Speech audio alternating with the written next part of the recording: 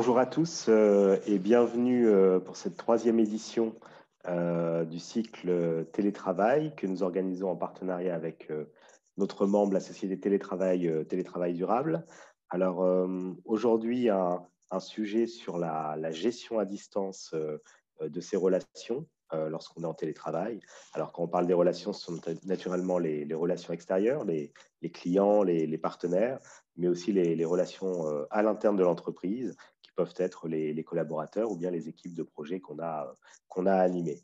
Donc, des défis qui se sont posés assez rapidement avec cette nouvelle situation et des nouvelles pratiques qui se sont mises en place, des défis à relever.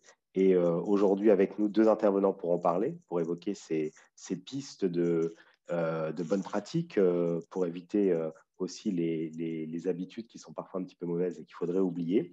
Donc, deux intervenants aujourd'hui avec nous, Madame Evelyne de Proyard, qui est vice-présidente de la célèbre maison de vente aux enchères Christie's International, et Monsieur Alexis Demauduit, qui est managing director et cofondateur du cabinet Télétravail Durable avec lequel on organise ce cycle de conférences. Alors peut-être un petit mot sur l'organisation de ce webinaire. Le webinaire est enregistré, comme c'est le cas de l'ensemble des webinaires, donc il sera disponible également en replay pour les participants. Et puis on a une session de questions-réponses. On va avoir deux interventions de 15 minutes et puis une session de questions-réponses d'une quinzaine de minutes également. Et je vous invite tout au long des interventions à poser vos questions dans la petite box qui est en bas de l'écran, Q&R et qui vous permet de poser les questions tout au long de l'intervention. On les prendra à la fin. On essaiera de les organiser, de les regrouper aussi si c'est possible et je les adresserai aux participants. Donc, n'hésitez pas tout au long de des interventions, à poser vos questions. Voilà pour les quelques mots d'introduction. Je vais tout de suite passer la parole à Alexis Demauduit. On va rentrer dans le vif du sujet. À vous, Alexis. Merci beaucoup, Romain. Voilà, donc je vais commencer pour parler du management dans les équipes virtuelles. Donc, filiale de la BCV, la banque Piguet-Galland vient d'annoncer le basculement en télétravail permanent de ses 162 salariés. Une réorganisation qui débouche notamment sur un loyer divisé par 2 au siège administratif de Genève. Cette baisse drastique des coûts, clé aux actionnaires, mais qu'en est-il des managers et des chefs d'équipe? Alors, commençons d'abord par une définition sommaire du télétravail, qui pourrait être celle d'un travail à distance par voie électronique. Alors, il s'agit donc d'un médium existant depuis des années qui permet d'accéder à de nouveaux modes de travail. Cette perception du télétravail a été bouleversée par la généralisation du travail à domicile à cause du Covid. Pourtant, le télétravail ne se limite pas au travail à domicile par des salariés. On peut y inclure des anglicismes tels que les freelances, le mobile working ou les digital nomades, et toutes les formes de travail à distance, notamment entre un siège social et des filiales ou des équipes commerciales internationales. Alors, les interactions électroniques sont donc le médium du télétravail et comme souvent, le médium est le message. Mais quel est donc ce message? Quel serait le message spécifiquement à destination des managers? C'est l'objet de ce webinaire. Alors, face au Covid, les managers ont été confrontés à 3 phases. Il y a eu le choc, il y a eu l'endurance, il y a eu la récupération. Nous sommes actuellement en transition entre la phase de l'endurance et de la récupération. Pour cette gestion de crise, les managers sont ceux qui ont le plus déclaré avoir subi de stress. Un manager sur 2 a constaté que la relation managériale s'est détériorée, alors que les collaborateurs ne sont pas majoritairement de cet avis. Alors, commençons tout d'abord par quelques bonnes pratiques. Pour fluidifier les échanges, le manager peut instaurer des règles qui font consensus au sein de l'équipe au sujet des différents niveaux de communication, que ce soit la communication asynchrone, par exemple les emails, ou la communication synchrone, les messageries instantanées, les visioconférences. La différence entre les deux étant que la communication synchrone se base sur le principe des échanges en temps réel. Donc, invitez vos collaborateurs à participer à l'évolution de ces nouveaux processus et de nouvelles règles de fonctionnement. Pour vous y aider, il y a un nombre extraordinaire d'outils en ligne disponibles. Il y en a même trop et cela crée de la confusion. 57% des collaborateurs utilisent d'ailleurs au moins une application non approuvée par l'entreprise pour faire leur travail. Alors, ça pose des problèmes de cybersécurité, on verra ça dans le prochain webinaire, de confidentialité des données, mais aussi de loyauté et de transparence, comme ces traders à Wall Street qui ont été licenciés pour avoir communiqué entre eux par le biais de la messagerie cryptée WhatsApp plutôt que par la messagerie officielle de la banque. Alors, en matière de cybersécurité, beaucoup de problèmes proviennent de comportements humains inadéquats. Certains sont volontaires, d'autres ne le sont pas. Premier slide, s'il vous plaît. Donc, voici un journaliste néerlandais qui est en train de faire en direct un Zoom bombing dans une réunion top secrète à distance des ministres de la Défense de l'Union européenne. Après que la ministre néerlandaise de la Défense ait tweeté une photo contenant un post-it avec l'adresse de connexion et la plupart du code PIN pour l'événement en ligne. Alors, on parle ici de Zoom, un outil devenu mondialement célèbre en quelques semaines du fait du Covid. Mais il y a aussi des milliers d'autres services en ligne disponibles pour les télétravailleurs. Alors, deuxième slide, s'il vous plaît. Alors, restons aux Pays-Bas. Voici une présentation des services en ligne à destination des entreprises créées récemment dans ce pays. Alors, vous voyez qu'il y a toutes sortes de problématiques, une offre extraordinaire de services. Imaginez maintenant que le choix est disponible si l'on ajoute toutes les autres startups mondiales. Et encore, il ne s'agit que de startups. Il faut aussi ajouter tous les services des géants comme Google ou Facebook. Vous conviendrez alors qu'on est très loin de la polarisation antidélévienne Apple, Microsoft des années 80. Quoi qu'il en soit, pour l'actuel directeur commercial de Microsoft, le point essentiel à retenir est que le succès du télétravail dans un monde plus hybride va bien au-delà du simple fait de disposer des bons outils technologiques. Alors, venons-en maintenant à la description de quelques pièges à éviter pour les managers. La première erreur est le présentéisme, sans doute le principal frein à l'extension du télétravail. Il s'agit là d'un symptôme d'un changement de paradigme en cours, celui d'une posture de command and control à quelque chose qui serait plutôt lead and help. Alors, le présentéisme ne se limite pas aux managers qui veulent obliger les collaborateurs à travailler au bureau en pleine épidémie. Il existe aussi chez les télétravailleurs eux-mêmes qui restent, par exemple, des heures sur Slack ou Skype pour prouver qu'ils travaillent. Selon l'Organisation internationale du travail, 42% des personnes travaillant en permanence à domicile racontent se réveiller régulièrement la nuit. Alors, si l'un de vos collaborateurs vous envoie des emails à 1h du matin, à vous de le recadrer. Selon une enquête de Cardam, pour 58% des managers, il y a un problème lié à la difficulté à responsabiliser à distance. 81% d'entre eux sont d'ailleurs d'accord pour dire que les contrôles sur les services effectués ont augmenté ces derniers mois. Or, la frontière est mince entre le fait de rester en contact et le micromanagement. Elle ne devrait cependant pas être franchie car le manque d'autonomie a un impact négatif sur la productivité. En effet, il est inutile de vouloir contrôler le temps passé sur leur poste de travail, les résultats parlent d'eux-mêmes. Les outils de surveillance électronique peuvent non seulement constituer un signal de défiance, mais aussi un risque juridique, comme l'a justement souligné dans le précédent webinaire Maître Voisard. J'étais la semaine dernière dans une grande entreprise vaudoise et un responsable RH nous a fait part de remontrances venant de ses collaborateurs quant au manque de flexibilité en matière d'horaire. Pourtant, à la clé de cet éventuel lâcher-prise, il y aura aussi un gain d'efficacité à la fois pour le manager et pour l'équipe. D'ailleurs, cette liberté ne concernerait que le travail personnel et non les interactions avec les collègues. Il est d'ailleurs préférable que vous montriez l'exemple et que vous n'appeliez pas vos collaborateurs ayant des enfants à charge à l'heure du bain. De même, vous pouvez organiser un système de chevauchement des horaires pour communiquer avec les équipes internationales dans différents fuseaux horaires. Autre point d'accroche, l'incivilité. Un manager me racontait qu'il était surpris que, même en Suisse, l'absence d'interaction en face à face peut générer de l'impolitesse, du manque de respect ou des taquineries. Si certaines infractions individuelles peuvent sembler mineures, elles finissent par s'additionner. Un manager se doit donc d'être un facilitateur coordonnant la définition collaborative d'un savoir-faire du télétravail, mais aussi un leader communicant rappelant régulièrement ces règles. En moyenne, 80% des collaborateurs ont perdu du temps à s'inquiéter de l'incivilité. Alors, dommage collatéral de cette hausse de la discourtoisie, il y a le risque de la culture inverse d'autocensure, avec tout ce que vous écrirez pourra être retenu contre vous. Et c'est notamment le problème qu'il peut avoir aussi dans les visioconférences, dans le cadre de conseils d'administration en ligne ou des choses comme ça.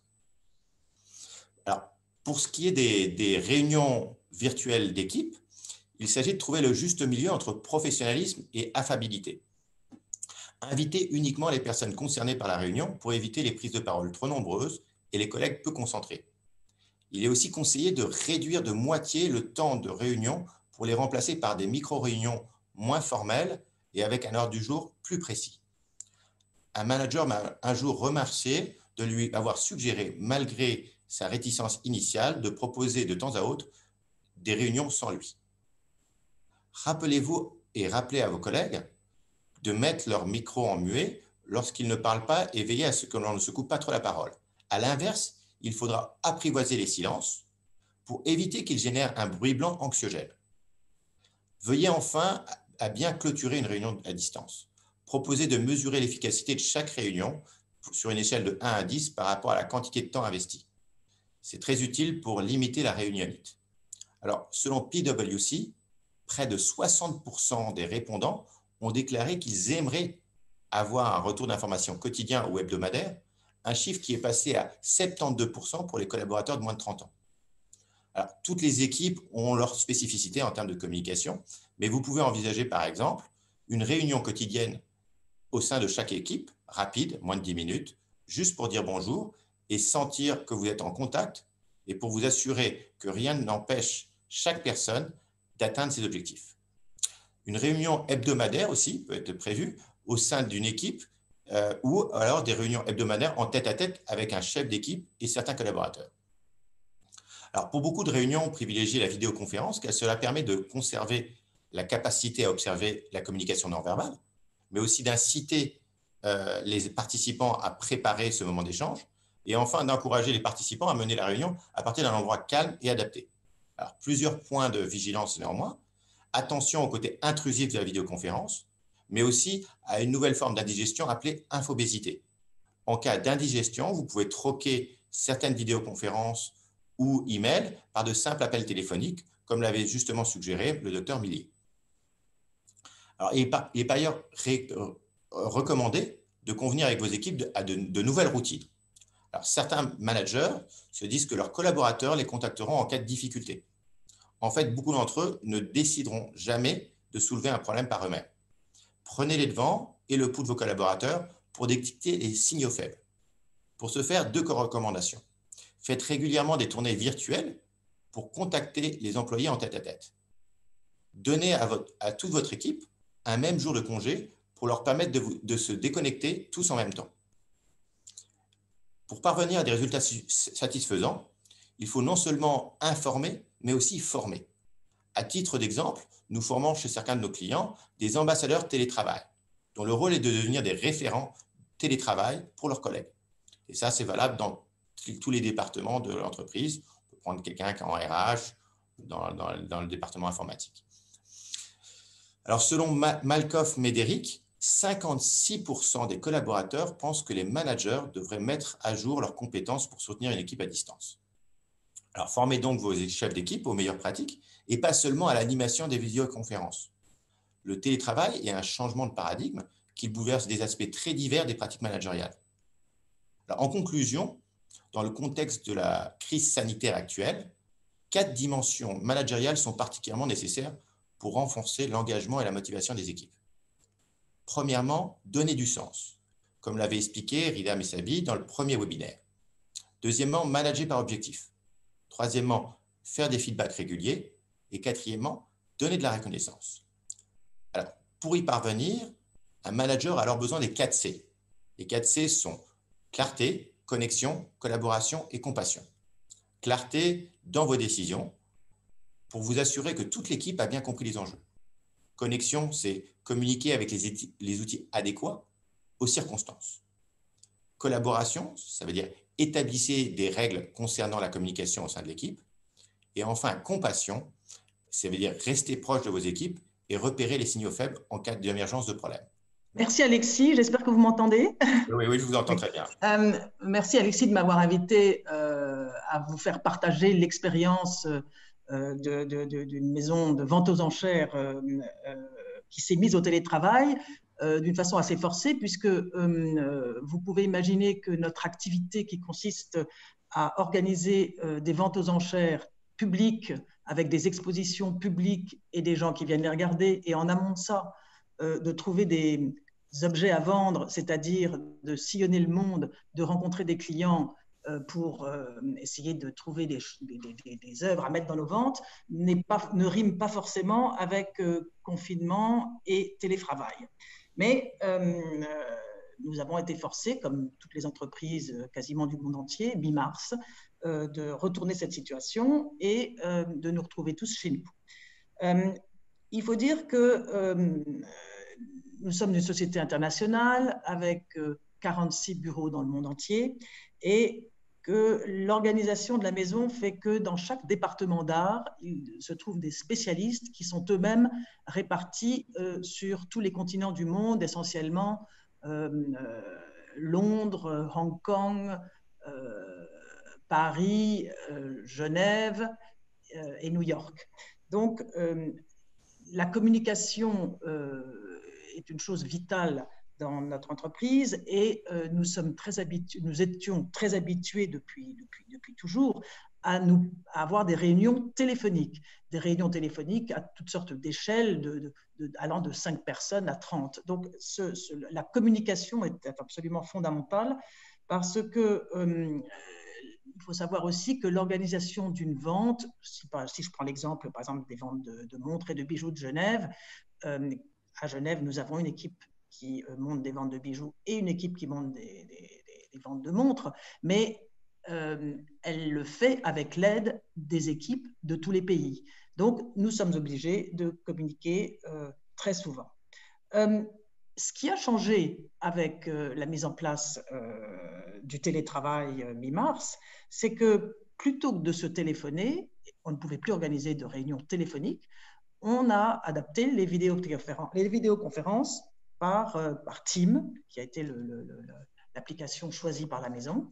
Et depuis ce jour-là, on a vu nos collègues, ce qui n'arrivait jamais. Moi-même, qui suis dans la maison depuis 25 ans, j'ai eu l'occasion de rencontrer, de voir des collègues avec qui je parlais depuis de très nombreuses années et que je n'avais de New York, de Hong Kong et que je n'avais jamais rencontrés. Donc ça a été un très grand changement. Et depuis, je dois dire qu'il y a eu le confinement, il y a eu une période de l'été où on a pu se retrouver au bureau. Depuis un mois, on est de nouveau plus ou moins confinés. Mais finalement, toute notre communication se fait maintenant par Teams, même quand on doit se parler à deux. D'accord. Donc ça c'est l'organisation en interne pour préparer les ventes. Je crois qu'elles se sont très bien passées, vous disiez, notamment par des ventes en ligne qui ont permis de vendre des objets à des prix assez élevés là, il y a quelques semaines, quand vous avez fait votre vente. Comment est-ce que ça fonctionne, par exemple, quand un expert, par exemple, Genève est connu pour son horlogerie, comment est-ce que fait un expert qui passe beaucoup de son temps à chercher des objets pour faire en période où, en fait, on ne peut même plus voyager? Et donc, quels sont les outils qui ont été développés ou les pratiques qui ont été développées pour vous, en fait, dans ce cadre-là? C'est une excellente question, surtout que dans notre métier, la difficulté est beaucoup plus de trouver des objets à vendre que de les vendre. Et là, comme vous le faites remarquer, quand on est confiné chez soi, qu'on ne peut plus voyager, que les frontières sont fermées, qu'il y a des quarantaines, que les clients sont un peu réticents pour nous voir, qu'il faut protéger les collaborateurs, que les transporteurs ne fonctionnent plus, c'est en effet un casse-tête. Mais il a fallu trouver des solutions. Il se trouve aussi que dans cette période-là, il n'y avait pas que les entreprises qui étaient affectées. Évidemment, tous les collectionneurs étaient aussi affectés, puisque les collectionneurs voyageaient moins, étaient chez eux avec plus de temps, et on s'est mis à développer une relation téléphonique, FaceTime, Teams avec les collectionneurs. Et dans ces périodes-là, ayant plus de temps, on a pu avoir des dialogues beaucoup plus intéressants avec eux, partager leur passion. Ils nous ont expliqué ce qu'ils aimaient, ce qu'ils n'aimaient plus, ce qu'ils étaient prêts éventuellement à mettre en vente, ce qu'ils cherchaient à acheter. Et donc, ça a été un moment particulièrement bénéfique pour les connaître mieux, gagner leur confiance et arriver à trouver des objets et consigner des œuvres de l'horlogerie, de la joaillerie pour nos ventes. Il faut dire aussi que dans cette période, quand on s'est retrouvé du jour au lendemain bloqués tous chez soi, il y avait aussi des ventes qui étaient programmées. Pas à Genève dans l'immédiat, mais par exemple à Paris, on avait des ventes programmées dans les jours qui suivaient ce confinement. La première tâche a été de transformer ces ventes qui devaient être live, précédées d'expositions ouvertes au public, en vente en ligne. Ça a été un challenge, mais on a réussi à le surmonter. Et puis, l'autre challenge a été donc de monter des ventes dans un premier temps en ligne. Ce n'était pas une nouveauté d'avoir des ventes en ligne pour une maison comme la nôtre, puisqu'on les faisait depuis déjà une dizaine d'années. Mais il a fallu trouver des objets et créer des ventes en ligne. Alors, on a réussi à consigner quand même des œuvres au travers de cette communication avec les collectionneurs. Alors, là, je voulais revenir sur un aspect qui est les experts font des expertises. Comment peuvent-ils faire des expertises sur des objets qui peuvent valoir des sommes considérables à distance, à la fois pour essayer de comprendre l'objet qui veulent peut-être susceptible d'être mis en vente par le collectionneur, et puis aussi comment permettre aux collectionneurs susceptibles d'être intéressés de pouvoir avoir suffisamment d'informations alors qu'ils ne peuvent pas se déplacer à Genève, la foire de Bâle est fermée, les gens ont quitté le centre de Londres. Comment les outils électroniques qui sont dans le cadre de la grande famille du télétravail ont permis aux experts de faire leur travail? En effet, alors on a travaillé avec les collectionneurs comme nous travaillons en interne. On leur a demandé pour des consignations, on leur a demandé de nous faire des photos des objets qu'ils envisageaient de consigner, que ce soit un tableau, alors des photos une photo générale du tableau, une photo en gros plan de la signature, une photo de certaines parties du tableau, une photo de l'arrière du tableau, et les spécialistes ont examiné ça de près, ont comparé l'œuvre présentée à d'autres qu'on aurait pu mettre en vente dans les derniers mois, dans les dernières années, et a pu mettre une estimation et négocier des conditions de vente. C'est vrai qu'il y a des catégories d'art qui se prêtent plus facilement à ce genre d'exercice. Il y en a d'autres qui s'y prêtent moins. Il est difficile d'examiner un diamant, par photo.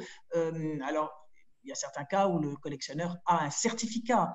Donc, si le certificat n'est pas trop ancien, on peut se fier au certificat. Si il n'a pas le certificat, ça c'est en effet une consignation qui devait être remise. Même chose pour du mobilier. Il est difficile de juger de la matière, il est difficile de trouver une signature. Quelquefois, elles sont très cachées. Pour du mobilier, il faut ouvrir les tiroirs, par exemple, s'il y en a.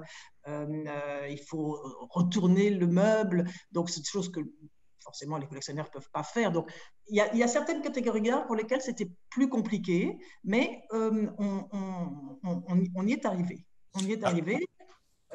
Pour ce qui est de la vente, parce qu'une fois qu'on a réussi à consigner les objets, il faut les vendre.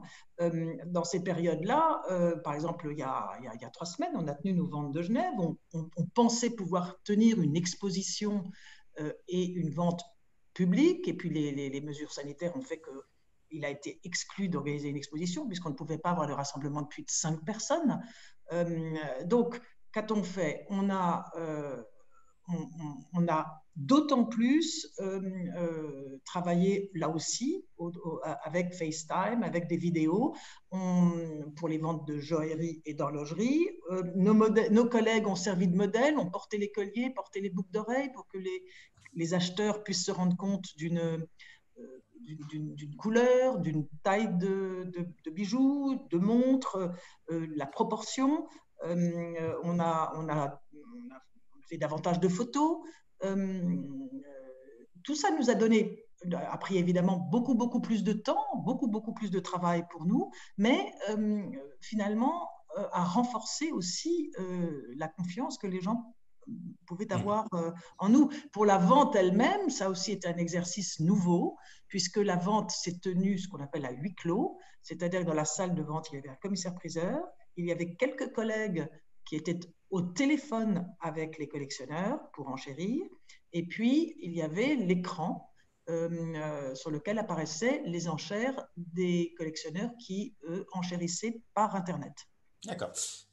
Dernière question que je voulais vous poser, c'est vous avez bénéficié du fait que vous avez un réseau international chez Christie's qui permettait, par exemple, à envoyer un expert qui est italien voir un collectionneur, je ne sais pas moi, à Rome ou à Milan, alors que vos experts ne pouvaient pas voyager.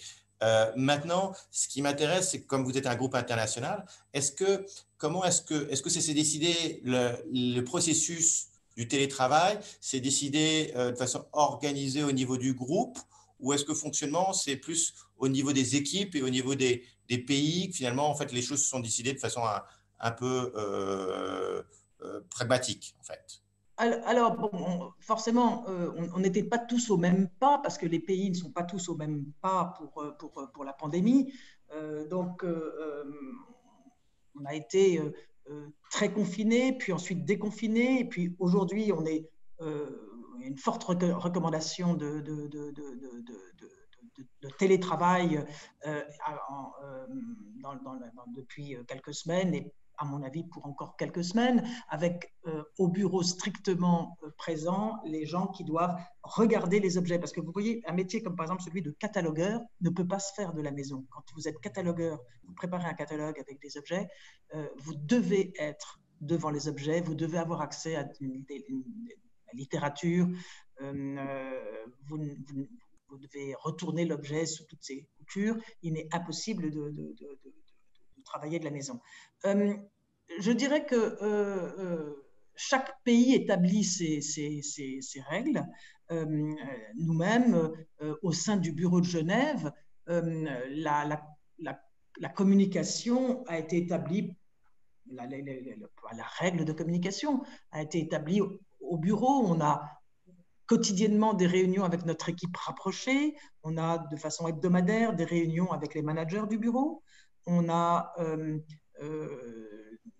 une ou deux fois par mois des réunions avec les managers européens, on a une fois par mois notre CEO qui tient une réunion vidéoconférence pour toute l'Europe. Il en tient 3, une aux États-Unis, une en Europe, une en Asie.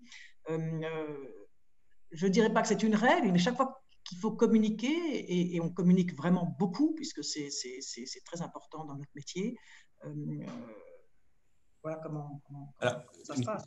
Une question posée par un des participants à la conférence, c'est: n'y a-t-il pas des problèmes de confidentialité lors des échanges à distance avec les collectionneurs? Alors, vous avez parfaitement raison. Ça peut être plus compliqué avec des gens qui...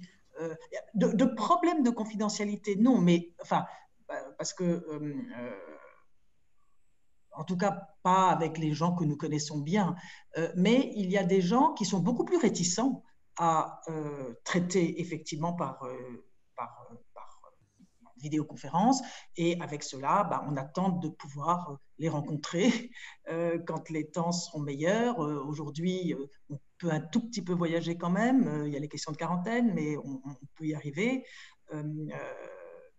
Mais c'est vrai que c'est aussi plus compliqué de rencontrer des nouveaux clients, parce qu'un nouveau client que vous ne connaissez pas peut être un peu dérouté de parler de sa collection, surtout s'il s'agit d'objets importants, et de négocier une vente. Cela dit, nous avons eu aussi de très bonnes surprises de ce côté-là. L'experte en montre à Genève a pu consigner pour vente de gré à gré une montre de 300 000 € avec un collectionneur que nous ne connaissions pas, qui connaissait Christie's, mais qu'elle ne connaissait pas particulièrement. D'accord. Donc, ça a Mais pu... c'est vrai que c'est moins simple avec les gens que nous ne connaissons pas ou avec des gens quelquefois plus âgés qui n'ont pas l'habitude non plus qui ont l'habitude du téléphone, mais pas de la vidéoconférence. D'accord. Merci beaucoup à tous les deux pour ces interventions. Merci Alexis d'avoir débuté avec les questions du public. Je vais peut-être en prendre une prochaine qui est quelle est la valeur ajoutée, quelle est la différenciation par rapport aux concurrents pour Christie's dans ce nouveau contexte. Est-ce que justement ce lien de confiance, la sécurité des collectionneurs entraîne un changement du modèle d'affaires? Est-ce que vous voyez sur le long terme un changement du modèle d'affaires de Christie's avec plus de digital, moins de présentiel, ou bien finalement, quand la crise sera derrière, le présentiel va reprendre à 100% et le digital va reprendre sa place comme il était avant? Alors, ce que je dirais, c'est que le confinement et la situation sanitaire actuelle a été un accélérateur d'une situation qui devait commencer à bouger, et notamment pour les ventes en ligne. On faisait à peu près 80 ventes en ligne par an jusqu'à la fin 2019. Cette année, je n'ai pas le chiffre exact, mais je pense qu'on aura fait 150 ventes en ligne, en plus des ventes live, dont on en a un peu moins fait cette année. Donc, deux choses, en tout cas, à ma connaissance, vont changer. Un, le site Internet ne va cesser de s'améliorer avec plus de contenu, une meilleure qualité de vision des objets, développement de vidéos, et puis l'accélération du nombre de ventes en ligne. On devrait normalement arriver on a 350 ventes par an, au moins la moitié de ventes en ligne sur la totalité des ventes que nous tenons chaque année. Et il en est de même, nos concurrents sont dans la même direction, évidemment. Est-ce qu'on peut voir l'émergence de nouveaux acteurs sur ces ventes en ligne? Est-ce qu'il y a des acteurs qui étaient 100% online qui ont pris un essor important, ou bien finalement ça s'est équilibré avec les acteurs plus importants du marché? C'est tout à fait intéressant. Depuis qu'on a mis en place les ventes en ligne, c'est-à-dire une dizaine d'années, les derniers chiffres qu'on a de cette année, pour chaque vente en ligne, on a à peu près 30 à 35% de nouveaux acheteurs, de nouveaux intervenants qui n'avaient jamais interacté avec Christie's soit dans des ventes live, enfin traditionnelles, soit dans des ventes en ligne. Donc, ces ventes en ligne sont en effet un vecteur considérable pour l'apport de nouveaux clients et qui sont aussi beaucoup plus jeunes. Donc, c'est une nouvelle génération qui accède aux ventes aux enchères. Peut-être une question pour vous deux, pour Alexis et pour vous, Madame de Proyard. S'il est certain qu'un mauvais manager sera un mauvais télémanager, qu'en est-il d'un bon manager? Sera-t-il forcément un bon télémanager? Alors, ce que je disais tout à l'heure dans la présentation, je pense qu'il faut qu'il ait les bons outils déjà pour arriver à bien faire son travail. Et le travail du manager à distance a besoin des bons outils. Et donc, à ce niveau-là, l'un des difficultés et l'un des apports que peut apporter le télétravail durable, c'est qu'on a une bonne connaissance des outils et des circonstances et qu'il faut former les gens, à la fois le manager et ses interlocuteurs, notamment ses collaborateurs, à l'usage et au bon usage de ces outils-là. Donc ça, c'est le premier point, c'est les outils, notamment les outils de gestion de projet pour ce qui est de la répartition des rôles et des tâches au sein d'une équipe pour la réalisation d'un projet. Mais il y a plein d'autres outils qu'il faut avoir bonne connaissance, sélectionner les bons et au bon moment. Donc ça, c'est le premier point. Et le deuxième point, c'est pas exactement le même style de leadership qui est efficace, notamment par le biais d'un médium électronique, parce que finalement, en fait, on n'a pas le même charisme, on n'a pas les mêmes usages de la communication écrite par rapport à la communication orale. Donc, ce n'est pas exactement la même chose. Et un bon manager n'est pas forcément celui qui est capable de motiver offline et online de la même manière. Il doit s'adapter et c'est en ça, on peut dire que c'est un bon manager, parce que le principe du bon manager, c'est de s'adapter aux circonstances. Madame de Proyard, vous voulez compléter ou partager l'expérience chez Écoutez, BCV? je suis d'accord avec Alexis. Moi, je manage une relativement petite équipe, puisque nous sommes 35, enfin, ce n'est pas une très grande équipe, que je connais très bien, puisque ça fait très longtemps que nous travaillons ensemble. Donc, étant habituée à communiquer beaucoup avec elle d'une façon, enfin, depuis toujours, je n'ai pas vu vraiment de changement finalement dans la relation présentielle, comme on dit, ou par vidéoconférence. Ce que je vois, c'est qu'il y a des activités chez nous où mes collègues ont plus de mal, dans le sens qu'ils ont envie d'être ensemble, ils ont besoin d'être ensemble, parce qu'ils considèrent que d'être ensemble stimule la créativité et l'innovation. Et c'est vrai que quand on est devant une vente de bijoux, devant un parterre d'objets qu'on est en train de mettre dans le catalogue, on choisit l'ordre dans lequel on le met, on choisit, on retourne les objets, c'est important d'être ensemble. Il y a d'autres pans d'activité chez nous, je dirais les fonctions support, comme la finance, comme le juridique, comme les RH, où il est sans doute beaucoup plus facile de travailler, d'être en télétravail, et on a peut-être un peu moins besoin de se voir quotidiennement. Pour ce qui est du futur, à mon avis, je ne sais pas moi qui en déciderait, parce que ça sera une stratégie de notre management, mais je pense que on offrira la possibilité du télétravail, qui pour l'instant n'existait quasiment pas chez nous. Mais ça ne va pas être une systématisation, je ne pense pas. Je ne pense pas. Voilà, on avait une question justement qui rejoignait un petit peu ça. Pensez-vous que l'accélération du télétravail due au Covid va perdurer dans le temps, dans une ampleur très large, comme c'est le cas aujourd'hui, hein, finalement, ou le télétravail va-t-il plutôt rester l'exception à l'avenir? Je vais commencer juste pour donner un peu la big picture, c'est que quand on parle de télétravail, on parle de plein de choses différentes. Il y a le télétravail permanent, ça veut dire que sur toute la durée de votre carrière, vous allez être au sein de cette organisation en télétravail, et puis il y a le travail à temps partiel, c'est-à-dire un certain nombre de jours limités ou à des moments limités. Sachant qu'on peut rajouter aussi le mobile working, où vous parlez des experts de Christie's en horlogerie.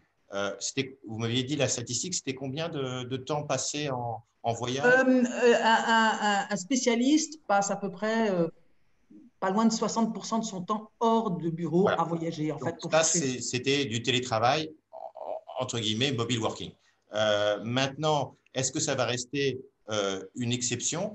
Là, pour le moment, on est sur une génération forcée, mais en fait, ce qui va arriver dans beaucoup d'entreprises, on va se rendre compte que ce n'est pas forcément évident de faire un modèle hybride où certains sont en télétravail et pas d'autres au même moment. Donc, il y a tout un travail d'organisation des process et d'identification de qui va être en télétravail quand, qui demande beaucoup de travail d'organisation. En dehors de ça, il y a des effets très positifs en termes de productivité qu'on a pu voir, même s'il y a des effets négatifs, par exemple en termes de santé qui se posent ou de cybersécurité. Même dans les banques, on s'est rendu compte que les normes de sécurité ont beaucoup baissé du fait du télétravail. Ils ont dû s'adapter à cette crise. Mais quoi qu'il arrive, les effets bénéfiques en termes de coûts, par exemple, des loyers et des choses comme ça, sont considérables. Donc oui, ça va dans certains pays, notamment, ça va plus se développer que dans d'autres.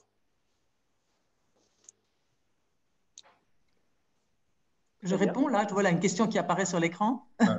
Alors, est-ce que Christie's va réduire les voyages en avion de ses collaborateurs, car vous vous êtes rendu compte que le travail pouvait tout aussi bien se faire à distance? Y a-t-il des Alors, je penserais qu'on va réduire les voyages, effectivement, avion et train, oui, parce que pour les réunions, puisqu'on voit que finalement les réunions se tiennent peuvent se tenir très efficacement par vidéoconférence.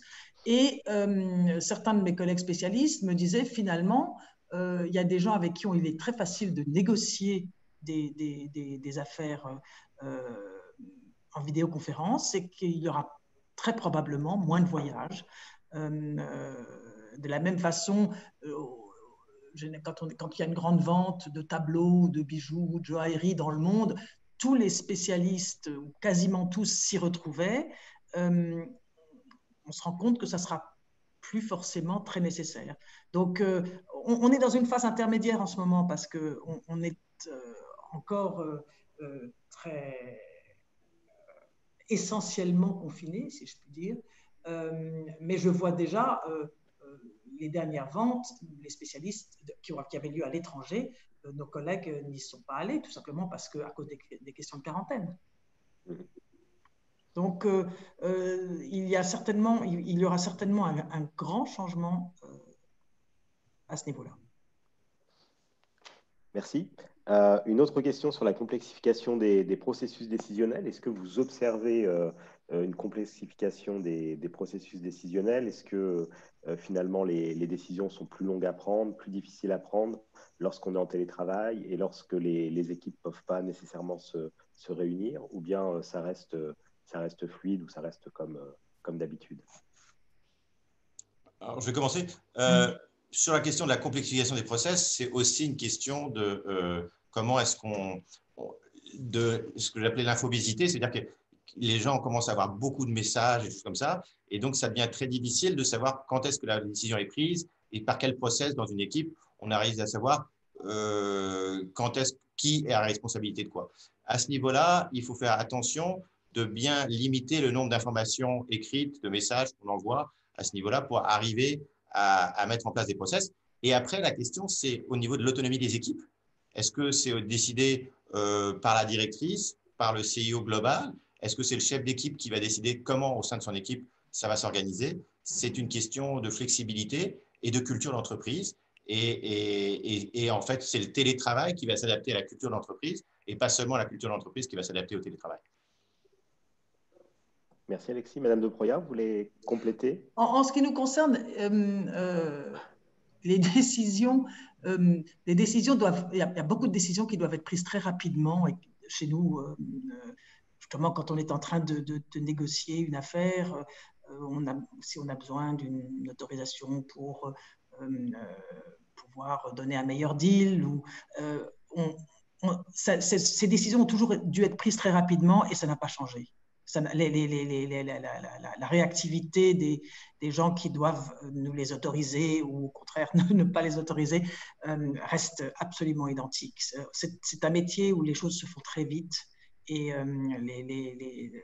sur ce point-là, les choses n'ont pas changé, en tout cas depuis quelques mois.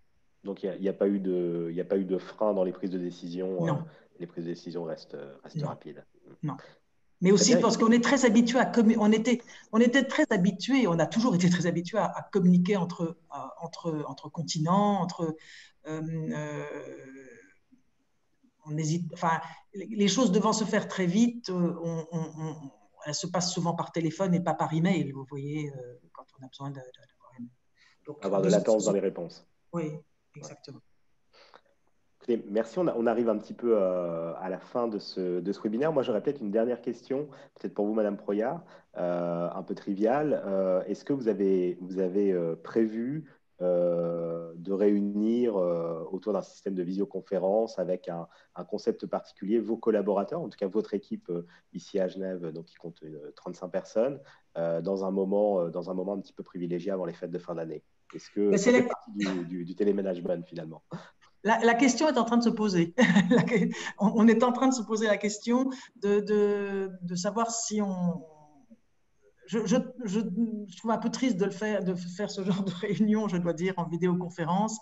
Même si on se connaît bien, je trouve que c'est compliqué d'avoir une... Dans les fêtes de fin d'année, on est ravis de parler à 2, à 3.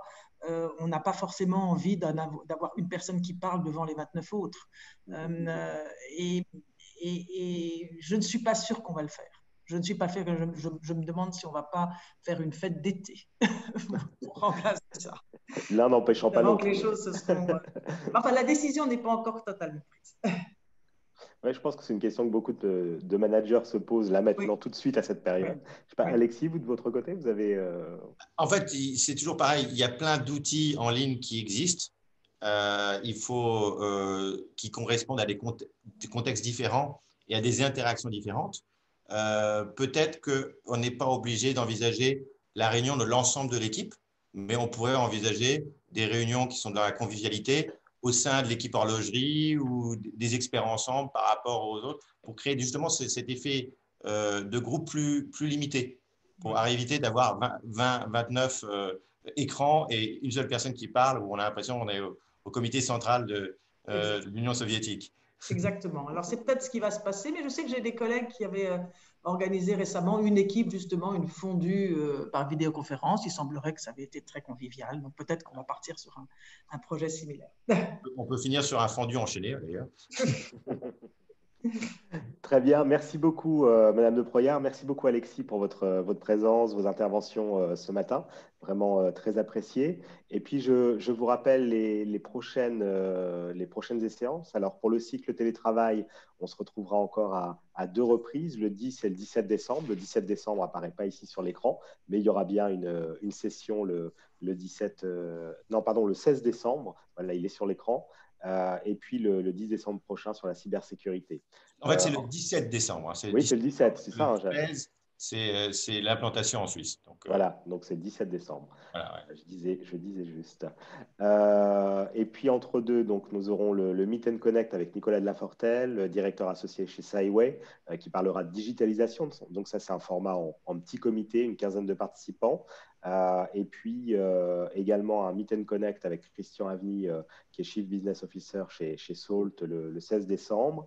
Et puis à noter le 15 décembre, la e-présentation des membres et le e-réseautage, où on divise aussi les membres en sous-groupes. Donc ça permet de parler ensuite à 6-8 personnes dans des sous-groupes pour pouvoir échanger et vraiment mettre de l'humain et de l'interaction dans les échanges qu'on propose. Et donc voilà, là vous avez tous les prochains webinaires avec une petite correction à apporter, effectivement, 17 décembre, pour la dernière édition du cycle télétravail qu'on organise avec Alexis et Rida chez Télétravail Durable.